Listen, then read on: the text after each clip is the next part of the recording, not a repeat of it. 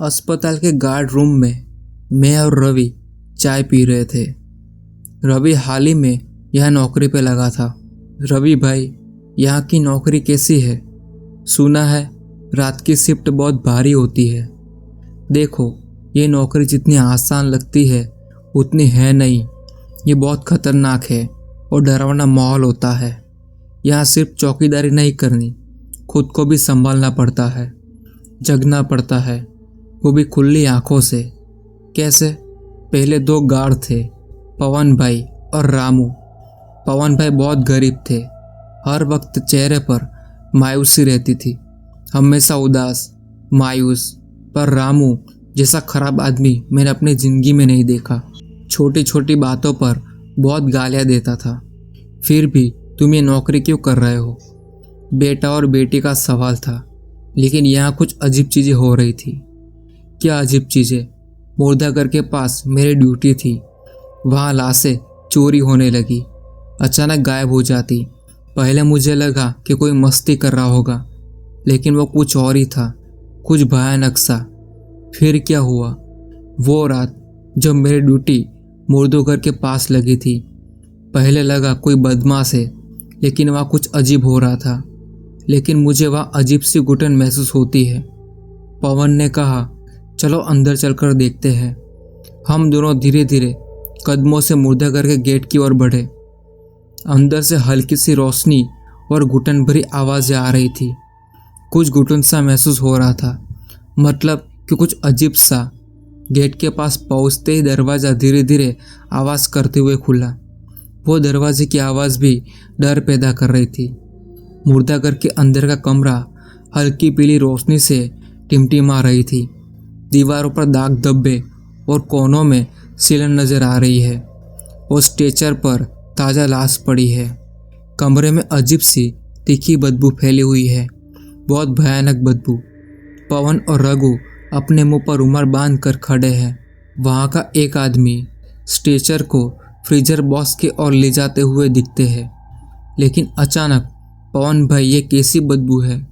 मेरी तो जान ही निकल गई थी। ऐसी बदबू मुझे मार ही डालेगी। अरे रामू, डरो मत, ये लाशों को बचाने वाले केमिकल की बदबू है। और हाँ, कभी कभी पुरानी लाशों से हल्की फुल्की बदबू आ जाती है, इसलिए परेशान मत हो। जल्दी से दरवाज़ा बंद करो, वरना यही मैं मर जाऊंगा। रामू का चेहरा पीला पड़ चुका था।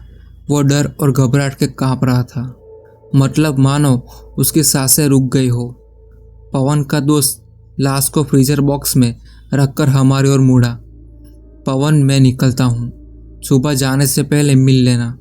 और पवन, रामू, डरना मत और शांत रहना, सब ठीक रहेगा। पवन का दोस्त दरवाज़ा बंद करके बाहर चला जाता है।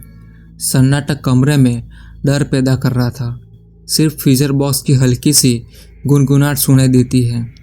रामू बोला, पवन भाई, क्या सच में यह लाशें चोरी होती है? हाँ, सुना तो मैंने भी है। मेरी समझ में नहीं आता, कोई लाश को चुरा कर क्या करेगा? भाई, कहीं ऐसा तो नहीं कि बड़े बड़े लोग इन लाशों की किडनी निकाल कर बेचते हैं? अरे पागल, अगर इन्हें किडनी निकालनी होती तो यहाँ से चोरी करने की ज़रूरत क्या है? सीधे ऑपरेशन थिएटर से निकाल लेते ना। रामू का चेहरा फिर से डर से पीला पड़ गया था। मैंने उसे शांत करके पानी पिलाने की बोतल मंगाई।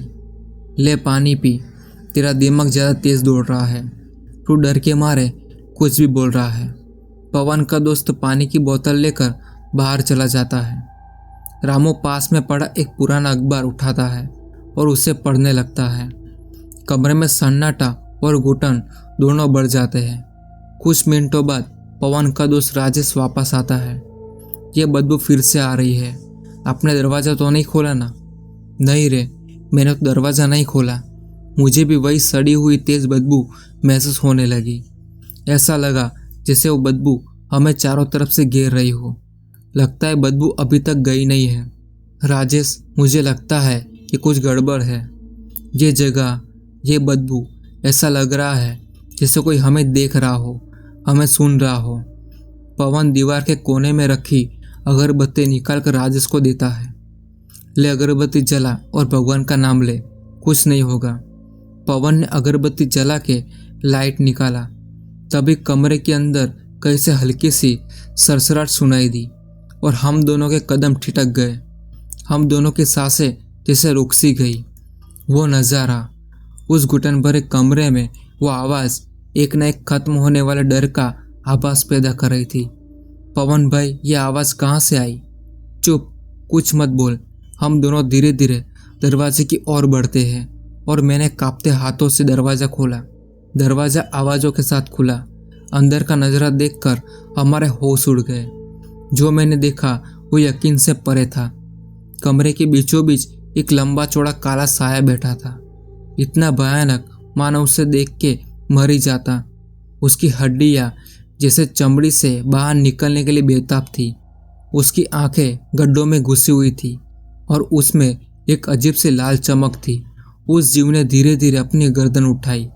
उसकी लंबी उंगलियां में मांस का एक टुकड़ा लटका हुआ था। उसने अपनी लाल खून से सनी हुई जीभ बाहर निकाली और हम दोनों की तरफ देखने लगा। ये क्या है पवन भाई? वो अपनी लंबी लंबी बाहों के सहारे फर्श पर खून चाट रहा था। ऐसा लग रहा था जैसे हम जम गए हो। उसे देखकर हर कदम भारी हो रहा था, लेकिन गोल, वो तो मानो हवा में फिसलता वो हमारी ओर बढ़ रहा था। लेकिन अचानक राजेश चीख उठा। मैंने पीछे मुड़कर देखा तो गोल ने राजेश के पैर को जकड़ लिया था। पवन ने कहा, राजेश रुको, मैं आ रहा हूँ। मैं राजेश की ओर झपटा और उसके हाथ को कसकर पकड़ लिया। गोल के हाथों की पकड़ लोहे की तरह सख्त थी। गोल अपनी गहरी लाल आंखों से मेरी ओर देखकर घुर्रा रहा था। हे भगवान, मेरी मदद करो। मैंने पूरी ताकत लगाकर राजेश को खींचा। अचानक गोल का हाथ छूट गया और राजेश जमीन पर गिर गया। हम दोनों डर कर दरवाजे की ओर भागे। मेरे दिल की धड़कनें और दिल बेकाबू हो गए थे। गोल की आंखों की लाल चमक अभी मुझे दिखाई दे रही थी और तभी कमरे में एक आवाज़ आई। हमने देखा तो गोल फर्श पर चिपका हुआ था और उसकी गर्दन उल्टी होकर मेरी और राजेश को घूर रही थी। उसकी लाल आंखें चमकी और एक भयानक चीख के साथ हम पे हमला करने वाला था कि तभी मेरे मोबाइल में गायत्री मंत्र की आवाज़ सुनाई दी। उस गोल ने तुरंत अपनी गर्दन मोड़ी और दीवार पर किसी छिपकली की तरह घसीटते हुए अंधेरे कोने में गायब हो गया। अचानक कमरे में सन्नाटा छा गया। मैं और राजेश हांफते हुए जमीन पर गिर पड़े। वो कौन था? चला गया? हाँ, लेकिन अभी यहाँ से निकलना होगा जल्दी। वो रात, वो मंजर, वो भयानक चीख। आज भी जब आंखें बंद करता हूँ तो मेरे सामने वही लाल आंखें चमकती उठती है। दूसरे दिन में धीरे धीरे होश में आया तो मैं और राजेश अस्पताल में थे। उसका पैर कट चुका था, पता नहीं कैसे, और वो दर्द में चुपचाप लेटा था। पुलिस ने पूछताछ की, लेकिन उन्होंने इसे जंगली जानवर का हमला मान लिया। पवन भाई जब हमें मिलने आए तो उन्होंने मुझे गोल के बारे में बताया। राजेश और रामू जो तुमने देखा वो कोई मामूली बात नहीं थी। गोल एक ऐसी प्रजाति है जो इंसान के मांस पर जिंदा रहती है। ये शैतान है गोल कि वो इंसान का मांस खाते हैं। ये जीव मरे हुए शवों को खाते हैं, लेकिन कुछ मजबूरी में भी मांस खाते हैं। ये बहुत खतरनाक होते हैं। वो तो हमारी जान लेने के लिए आया था। वो मंत्र के कारण भाग गया। अगर मोबाइल में मंत्र नहीं चालू हुआ होता तो तुम दोनों का क्या होता कोई नहीं जान पाता। पवन भाई के शब्दों ने मुझ में डर भर दिया था। मुझे समझ आ गया था कि हम बस एक कदम दूर थे मौत से। कुछ दिनों बाद हम दोनों ठीक हो गए, लेकिन ये घटना हमारे दिमाग में हमेशा के लिए रही। तो तुमने गोल को देखा। तुम कह रहे हो कि वो गोल सच में था। हाँ रामू, वो जीव सच में था और उस दिन हमें मंत्र ने बचाया था। नहीं तो राजेश का जो हाल हुआ था उससे ही बदतर चीज हमारे साथ होती। एक दर्दनाक मौत। राजेश धीरे धीरे खड़ा हो जाता है और उसकी निगाहें अस्पताल की ओर जाती है। उसकी आंखों में वही डर और हैरानी है जिसे उस घटना को कभी न भूल सका हो। मैं जानता था इस दुनिया में बहुत सी ऐसी चीजें हैं जिससे हमारा कभी सामना नहीं हो सकता। कहते हैं हमारा कभी सामना हो जाए गोल से तो हमारा मरना तय है। एक बार जिसने गोल को देख लिया वो गोल उसे नहीं छोड़ता। ये तो बस शुरुआत है। अब हमारा क्या होगा वो किसी को नहीं पता क्या गोल हमें छोड़ेगा, क्या हम बच पाएंगे। दोस्तों, आपको अगली कहानी गोल की चाहिए तो कमेंट बॉक्स में अपनी राय जरूर दें। स्पूकी पॉडकास्ट सुनने के लिए आपका धन्यवाद। और हाँ, हमारे चैनल को सब्सक्राइब करना ना भूलें ताकि हमारा हर एक वीडियो आपको मिलता रहे। आपका धन्यवाद।